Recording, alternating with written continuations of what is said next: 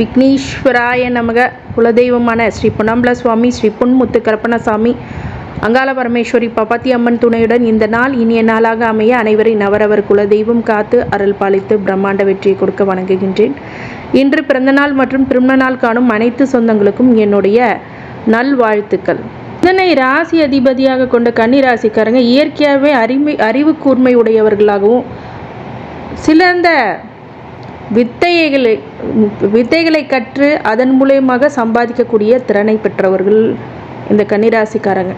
இந்த கன்னிராசிக்காரங்க எந்த இடத்துல எப்படி பேசணும், யார்கிட்ட என்ன பேசணும், யார்கிட்ட எப்படி சாதிக்கணும் அப்படிங்கிறத ரொம்ப தெளிவாக தெரியக்கூடியவங்க. இந்த 3 வருட காலங்கள் உங்களுடைய மனசில் அத்தனை சங்கடம், பிரச்சனை, அவமான ப்ராப்ளம்ஸ் அப்படிங்கிறதுலாம் பம்பு வழக்கு இல்லை உறவினர்களால் சங்கடங்கள், பிரச்சனைகள் அப்படிங்கிறது உங்களுக்கு தேடி வந்துருக்கும். இந்த நண்பராக இருக்கும்போதோ உறவினராக இருக்கும்போதோ அவங்களால சில பிரச்சனைகள் உங்களுக்கு கண்டிப்பாக அந்த காலகட்டத்தில் கண்டிப்பாக நடந்திருக்கும். சில பேர் யாரை நம்பலாம் நம்பக்கூடாதுங்கிற நிலைமைக்கும் வந்திருப்போம். அப்படிப்பட்ட அந்த கன்னிராசி சிறந்த தீர்வுகளை நோக்கி இப்போ கால் எடுத்து வைக்கிறீங்க. அதுக்குண்டான அனைத்து பிரச்சனைகளும் இப்போ விலகி உங்களுக்கு வழி விட்டு கொண்டிருக்கிறது. ஒரு பாக்கியமான காலத்துக்கு நீங்கள் அடி எடுத்து வைக்கிறீங்க. இந்த குரு பெயர்ச்சி உங்களுக்கு அப்படிப்பட்ட நல்ல பலன்களை கொடுக்க காத்திருக்கிறது அப்படின்னு சொல்லலாம். மே 1ஆம் தேதி 2024 குரோதி வருடம் தமிழ் மாதம் சித்திரை 18ஆம் நாள் புதன்கிழமை குரு பகவான் மேஷ ராசியிலிருந்து ரிஷப ராசிக்கு பயிற்சி ஆகிறார். அந்த ரிஷப குரு தன்னுடைய பார்வையிடமான 5, 7, 9ஆம் இடத்துல கன்னிராசிக்கும் விருச்சக ராசிக்கும் மகர ராசிக்கும் பார்வையிடுகிறார். இதனால் எப்படிப்பட்ட பலன்கள் கன்னிராசிக்கு கிடைக்கும் அப்படிங்கும்போது நட்சத்திர வாரியாக தசாபுத்தி பலன்கள் சொல்ல இருக்கிறேன், கணக்கிடப்பட்டு சொல்ல இருக்கிறேன். எதுக்கு இந்த தசாபுத்தி ஏன் அப்படின்னு கேட்டிங்கன்னா, கோச்சாரப்படி சொன்னால் மட்டும் கிடையாது, தசாபுத்தி வாரியாகவும் ஒருத்தருக்கு நடக்கும். அதுதான் முழுமையாக 100% நடக்கும். உங்கள் ஜனனகால ஜாதகம் 200% பேசும். அப்போ முதல்ல உங்கள் நட்சத்திரப்படி தசாபூதி பலன்களை பார்த்து கோச்சாரத்தையும் இணைத்து சொல்ல இருக்கிறேன். அதனால் உங்களுக்கு தெளிவாகவே உங்களுடைய என்ன காலத்தில் எந்த வயசில் இருக்கீங்களோ அந்த வயசுக்கு தகுந்த மாதிரி அந்த பலாபலன்கள் இருக்குது. அப்படிங்கும்போது இது முழுமையாக ஸ்கிப் பண்ணாமல் பாருங்கள். சேனலை சப்ஸ்கிரைப் பண்ணாமல் இருந்தீங்க அப்படின்னா சப்ஸ்கிரைப் பண்ணிக்கோங்க, பெல் ஐக்கானை ப்ரெஸ் பண்ணிக்கோங்க. பிடிச்சிருந்தா எல்லாத்துக்கும் ஷேர் பண்ணுங்கள். உங்கள் உற்றார் உறவினர்கள் நண்பர்கள் அனைவருக்கும் இதை பகிர்ந்து பயனளிக்குமாறு கேட்டுக்கொள்கின்றேன். கன்னிராசி உத்திர நட்சத்திரத்துக்காரங்களுக்கு இந்த சூரியனை ஆரம்பகால திசையாக 6 வருடங்கள் உங்களுடைய ஜனனகால ஜாதகத்தில் எவ்வளோ தசா இருப்பு இருக்குது, அது எப்படிங்க பார்க்குறது அப்படின்னா, உங்கள் ராசி கட்டத்துக்கு கீழே இவ்வளோ தசா இருப்பு அப்படின்னு இருக்கும். அந்த தசா இருப்பு எடுத்துக்கோங்க.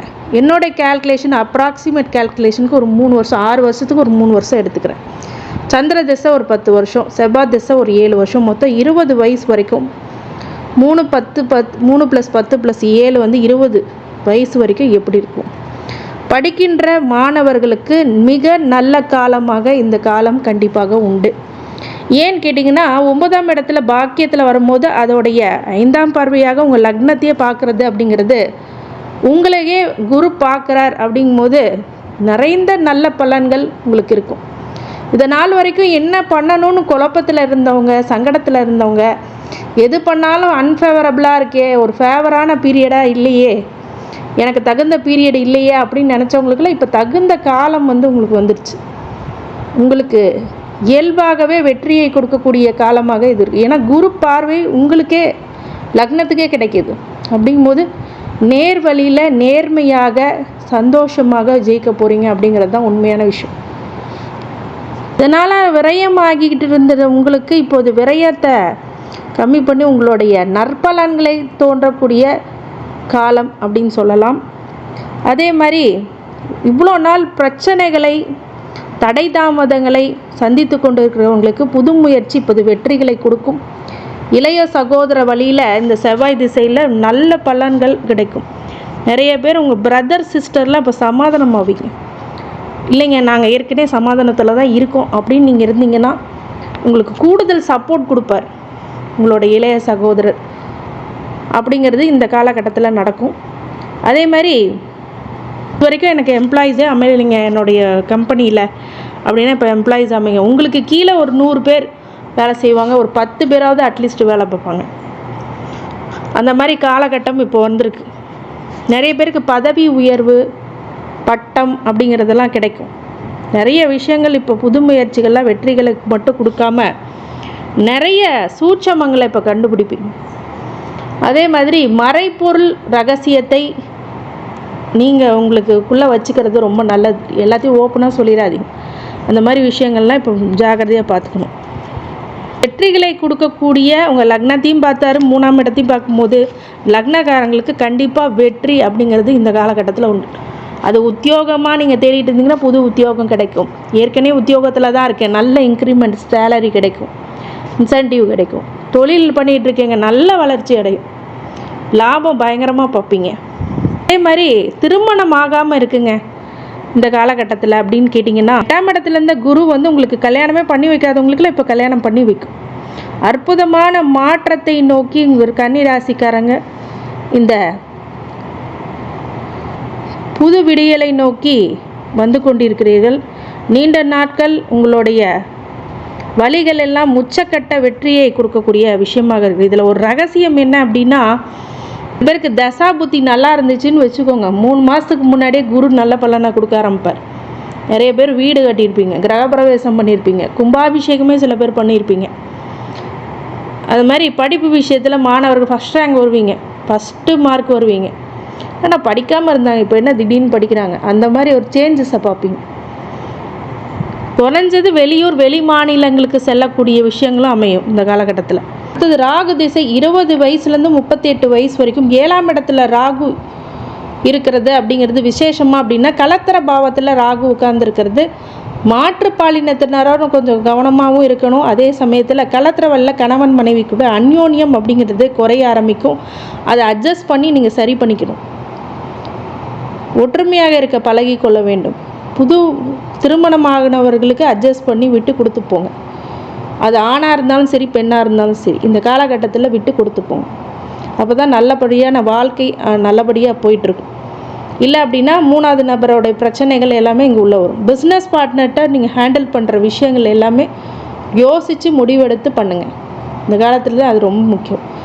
அதே மாதிரி உங்களை ரொம்ப நல்ல நிலைமைக்கு கொண்டு வர்றதுக்கு ராகு வந்து திசை நடத்தும் போது அறிவை தான் முதல்ல சிதைக்கும், அறிவை தான் எடுக்கும். ஆனால் லக்னத்தை குரு பார்க்கும்போது தவறான வழிகளை சிந்தனைகளில் டிசிஷன் எடுக்க மாட்டீங்க. அதே மாதிரி புத்திர பாக்கியமே இல்லாதவங்களுக்கு புத்திர பாக்கியம் கிடைக்கும். இந்த ராகு திசையில் கணவன் மனைவிக்கிடையும் அடுத்த மாற்றுப்பாலினத்தினரும் கொஞ்சம் கவனமாக இருக்கணும். அதே மாதிரி ராகு திசையில் பிரம்மாண்டமே யோசித்து பிரம்மாண்டமாக பண்ண தோணும். அதில் மாதிரி ரிஸ்க் எடுத்து பண்ணிடாதீங்க. உங்கள் ஜனனகால ஜாதகத்தை ஆய்வு பண்ணுங்கள். முதல்ல எப்படி ஆய்வு பண்ணோம்? ஜோதிட ஆலோசனைக்கு எனக்கு கால் பண்ணலாம். அப்போ தான் ராகு திசையோடைய சிம்டம்ஸ், அது ராகு திசைனா என்ன அப்படிங்கிறதெல்லாம் நான் உங்களுக்கு கீழே டிஸ்கிரிப்ஷன் பாக்ஸில் கொடுக்குறேன். அதை நீங்கள் பார்த்து தெரிஞ்சுக்குங்க, ராகு திசை என்னென்ன பண்ணும் அப்படின்ட்டு. பிரம்மாண்டமாக ஒருத்தரை வளர்ச்சி கொண்டு போய் உச்சாணியிலையும் வைக்கும், அது மாதிரி தடுக்கி கீழேயும் விட்டுரும். அப்போ ராகு திசை உங்களுடைய ஜனனகால ஜாதகத்தில் எப்படி இருக்குதுன்னு பார்க்கணும். அதுதான் உண்மை. சரி, விஷயத்துக்கு வருவோம் அப்படின்னா, ராகு திசையில் 7ஆம் இடத்து ராகு தான் அதிகமாக பவராக இருப்பார். அப்படிங்கும்போது கலத்திர வகையில் தான் ரொம்ப கவனமாக எச்சரிக்கையாக இருக்கணும். அதே சமயத்தில் நிறைய பேர் இப்போ ஃபாரினுக்கு போவீங்க. இந்த வயசில் உள்ளவங்க 20 to 38 வயசுக்குள்ளே ராகு திசை நடந்ததுன்னா ஃப்ளைட் ஏறி போவீங்க. ஃபஸ்ட்டு அட்லீஸ்ட் வெளி மாநிலங்களுக்காவது போகிற சில பேர் ஹாஸ்டலில் தங்கக்கூடிய நிலைமை, அடுத்த ஊருக்கு போகிறவங்க உறவினர் வீட்டுக்கு போய் தங்கக்கூடிய நிலைமை, இப்படிலாம் சில விஷயங்கள்லாம் ராகு திசையில் அப்போ நடக்கும். ராகு திசையில் மாற்றுப்பாளையத்தில் கொஞ்சம் கவனமாக இருக்கிறது ரொம்ப நல்லது. இந்த காலகட்டத்தில் அதெல்லாம் தவறான வழிக்கு போகாமல் பார்த்துக்கணும். நிறைய நன்மை கிடைக்கும் அப்படின்னா தொழிலதிபர்களாக ஆகக்கூடிய நிலை வரலாம். ராகு மட்டும் நல்லா இருந்துச்சுன்னா உங்களை உச்சாணியில் கொண்டு போயிடணும். சினிமா துறையில் சான்ஸ் கேட்குறவங்களுக்கு இப்போ சினிமா துறை மிக பிரம்மாண்டமாக கிடைக்கும். அதே மாதிரி அரசியல்வாதிகள் மிகப்பெரிய உயரத்துக்கு பூமை பாவீங்க இந்த காலகட்டத்தில். இது குரு திசை 38 வயசுலேருந்து 54 வயசு வரைக்கும். இந்த குரு திசை தான் உங்களுக்கு டாப் கியரில் கொண்டு போகுமா அப்படின்னு கேட்டிங்கன்னா, குரு திசை 4ஆம் அதிபதி 7ஆம் அதிபதி திசை. இந்த திசையில் குரு திசையில் இருக்கவங்க தான் இந்த குரு என்ன பண்ணுவார் அப்படின்னா, உங்களுக்கு பாக்கியத்தை அதிகமாக கொடுக்கக்கூடிய இடத்துல வந்துட்டுருக்காரு. 8ஆம் இடத்துலேருந்து ஓடி போனவனுக்கு 9ல் குரு அப்படிங்கும் போது வேறு எங்கன்னா ஒரு இடத்துல பிழைப்பை தேடி போவீங்க அப்படிங்கிறது தான் உண்மை. சவாலான காலகட்டத்திலேருந்து இப்போ நல்ல ஒரு காலகட்டத்தில் அடி எடுத்து வைக்கும் போது பாக்கியத்தை உருவாக்கக்கூடிய புண்ணியங்கள், ஏற்கனவே பண்ண பாக்கியங்கள்லாம் இப்போ உங்களுக்கு புண்ணியமாக சேர்ந்து உங்களுக்கு நல்லதை கொடுக்குன்றது சத்தியமாக சொல்லலாம். இந்த குரு திசையில் உங்களுக்கு குரு பார்க்குறாரு உங்கள் லக்னத்தை அப்படிங்கும் போது குரு சுபிட்சத்தை உங்களுக்கு கொடுப்பார், சந்தோஷத்தை கொடுப்பார், நிறைய உங்களுக்கு வெற்றிகளை கொடுப்பார், நிறைய பக்குவம் அடையக்கூடிய ஒரு ஞானத்தை கொடுத்தார். கண்ணாப்புன்னு வெற்றி கொடுக்க மாட்டார், கரெக்டான வெற்றியை கொடுப்பார். இப்போ குரு அதை தான் செயல்படுத்துவார். மற்றவர்களுக்கு கைட் பண்ணவங்களாக இருப்பீங்க, மற்றவங்களுக்கு கைட் பண்ண நீங்கள் சொல்லுவீங்க. அந்த அளவுக்கு உங்கள் ஃபினான்ஷியல் ஸ்டேட்டஸ் எல்லாமே உயர்ந்திருக்கும். உங்களோட பேர், பட்டம், பதவி, புகழ், அந்தஸ்து அப்படிங்கிறது உங்கள் குடும்பத்துக்கு அதிகமாக கிடைக்கும். உத்தியோகத்தில் நல்ல பெயர், தொழிலில் நல்ல ஒரு வளர்ச்சி, விவசாயிகளுக்கு நல்ல மகசூல், இப்படி சொல்லிக்கிட்டே இருக்கலாம். புத்திரபாக்கியமே இல்லை அப்படின்னா புத்திரபாக்கியம் இப்போ இருக்குது. இவ்வளோ நாள் ஐவிஎஃப் ஃபர்டிலிட்டி ட்ரீட்மெண்ட் எடுத்துகிட்டு ஒன்றுமே நடக்கலைங்க, இப்போ நடக்கும். அதே மாதிரி புது முயற்சிகள் எல்லாம் வெற்றி மேல் வெற்றி கிடைத்து ஜெயத்தை உண்டாக்கும். இளைய சகோதர வழியில் மிகப்பெரிய ஒரு மாற்றத்தையும் நல்ல ஒரு முன்னேற்றத்தையும் கொடுக்கும். இது சனி திசை 54 வயசுலேருந்து 23 வயசு வரைக்கும். இந்த சனி திசை என்ன பண்ணும், உங்களுக்கு 6ஆம் இடத்துல சனி இருக்கிறார். 6ஆம் இடத்துல சனி இருக்கும்போது இந்த சனி திசையில் ருண ரோக சத்ருஸ்தானத்தை சனி உட்கார்ந்துருக்கிறார். அப்படிங்கும்போது கடன், எதிரி, மறைமுக எதிரி அப்படிங்கிறது கொடுப்பாங்க. முன்னாடி பேச மாட்டாங்க, பின்னாடி போய் உங்களுக்கு என்னென்ன பண்ணணுமோ பண்ணுவாங்க. அப்புறம் நான் என்னங்க பண்ணுறது? கண்டிப்பாக கடவுளை நினைத்து கடவுள் சார்ந்த விஷயங்களை கான்சென்ட்ரேட் பண்ணுங்கள். உங்களுக்கு பின்னாடி நடக்கிறது முன்னாடி கடவுளுக்கு மட்டுமே தெரியும். அதை நோக்கி நீங்கள் வாங்க. சனி திசை அப்போது நோய், எதிரி, கடன் இந்த 3த்தில் ஏதாவது கொடுத்து கஷ்டப்படும். 6ஆம் இடத்து சனி உங்களுக்கு கஷ்டத்தை கொடுத்தாலும் குரு சுபிட்சத்தையும் வழங்குவார் அப்படிங்கிறது தான் உண்மை. கொஞ்சம் குறைப்பார் பிரச்சனையை குரு. நோய், வம்பு, வழக்கு அப்படின்னு கேஸு அப்படின்னு போயிட்டு இருக்கவங்களுக்கெல்லாம் இப்போ ஒரு நிம்மதி பிறகு. அதே மாதிரி தொழிலில் நல்ல ஒரு முன்னேற்றம் உண்டாகும். அந்த தொழிலில் ஒரு சில இடர்பாடுகள் இருந்தாலும் முன்னேற்றத்தை கொடுக்கும். நிறைய நல்ல விஷயத்தையும் சுபகாரியங்கள் கண்டிப்பாக நடக்கும். ஆனால் சனி திசை ஜாக்கிரதையாக கிடக்க வேண்டிய திசை. சில பேருக்கு ஜாதகத்தில் யோகமாக இருக்கா அவயோகமாக இருக்கான்னு மட்டும் செக் பண்ணிக்கிங்க. அப்படி செக் பண்ண தெரிலன்னா என்னை கூப்பிடலாம் ஜோதிட ஆலோசனைக்கு. சனி திசை அப்போது என்ன செய்ய வேண்டும் அப்படிங்கிறது முழுக்க சொல்லியிருக்கிறேன். சனி திசை என்னென்ன பண்ணும், யோகமாக இருந்ததுன்னா மிகப்பெரிய அரசியல்வாதியாக உங்களை தலைவனாக ஆக்கி அழகுபடுத்தும். சனி சரியில்லாத இடத்துல இருந்தார் அப்படின்னா ரொம்ப துன்புறுத்தக்கூடிய காலகட்டம், நோய், எதிரி, கடன் எதிலாவது ஒரு மாட்டி ஒரு சில மிக பெரிய மன உளைச்சலுக்கு போகக்கூடிய விஷயமாக அது அமையும். அடுத்தது புதன் திசை 73 வயசுலேருந்து 90 வயசு வரைக்கும். இந்த புதன் திசையில் கன்னி லக்னத்துக்கு புதன் திசை அப்படிங்கிறது லக்னாதிபதி மற்றும் ஜீவனாதிபதியாக வாழ்க்கைக்கு தேவையான அனைத்தும் செய்ய கடமைப்பட்டவர். அப்படிங்கிறதுனால லக்னத்தில் ஆட்சி, உச்சம், மூலத்திரிகோணம், திக்பலம் ஆகியவற்றை பற்றி வக்கரமின்றி அமர்றது ஒருவரை சிறப்பான நிலைக்கு கொண்டு சேர்க்கும். இதில் அம்சத்தில் அவர் நீசம் பெறாமல் இருக்க வேண்டியது முக்கியம் உங்களோட ஜாதகத்தில். அது மாதிரி 5, 9 நட்பு நிலை பெற்றும் 10ஆம் இடத்துல கேந்திராபதி தோஷம் பெறாமல் இருப்பதும் நன்மையை கொடுக்கும். இதெல்லாம் இருக்கான்னு உங்கள் ஜாதகத்தில் பார்த்துக்கணும். ஆனால் மோஸ்ட்லி புதன் திசை மறையாமலோ 6, 8, 12 மறையாமலோ நீசம் பெறாமலோ நான் சொன்ன விதி விலக்குகள்லாம் இல்லாமல் இருந்ததுன்னா அந்த புதன் திசை டாப் கீர் சூப்பராக பண்ணும். உங்களுக்கு மண், மனை, வீடு, வாசல், சொத்து, சுகங்கள்,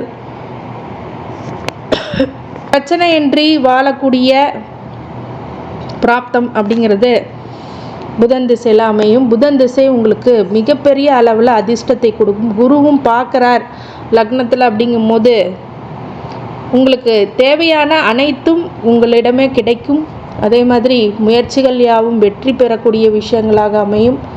சில பேர்த்துக்கு அடுத்த அந்நியர்களால் சில விஷயங்கள் நடக்கக்கூடிய, காரியம் சாதிக்கக்கூடிய விஷயங்களும், வெளிநாட்டு மக்கள், அந்நிய வாழ் மக்கள்கள் எல்லாத்துக்கும் உங்களுக்கு சப்போர்ட்டிவாக இருப்பாங்க இந்த காலகட்டத்தில். ஃபாரினுக்கு போயிட்டோமேன்னு பயப்பட தேவையில்லை. இந்த புதன் திசையிலெல்லாம் ஃபாரினுக்கு போனீங்கன்னா நல்ல யோகம்.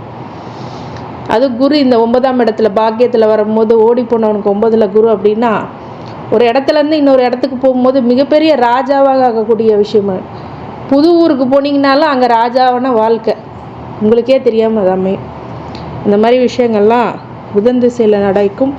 கேது திசை 90 வயசுலேருந்து 97, 9ஆம் கேது இருக்கும் இடத்துல லக்னத்திலே இருக்கிறாரு. அப்படிங்கும்போது பிரச்சனைகள் அப்படிங்கிறது ஒரு சில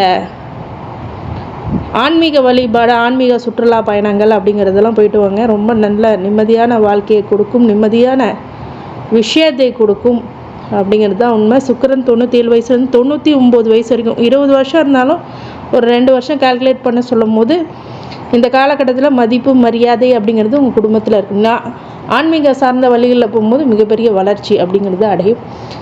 இந்த கன்னிராசிக்காரங்களுக்கு குரு பயிற்சியோடைய வழிபாடு பரிகாரங்களாக குரு தட்சிணாமூர்த்தியை நீங்கள் வியாழக்கிழமை வழங்குறது அப்படிங்கிறது ரொம்ப நல்லது. கன்னிராசிக்காரங்க பொதுவாகவே புதன்கிழமையில் புதன் உரையில் பெருமாள் கோயிலில் விளக்கேற்றி வருவது நல்ல பலன்களை கொடுக்கும். குலதெய்வ வழிபாடு முக்கியமானதாகும். இந்த கன்னிராசி உத்திர நட்சத்திரத்துக்காரங்களுக்கு அனைத்து ஐஸ்வர்யங்களும் சகல சௌபாக்கியங்களும் மன நிம்மதியும் ஆரோக்கியத்தை கொடுக்க வேண்டும் என்ற எம்பெருமான் மகா ஈஸ்வரனை வேண்டி வணங்குகின்றேன். வாழ்க வளமுடன். சிற்றம்பலம்.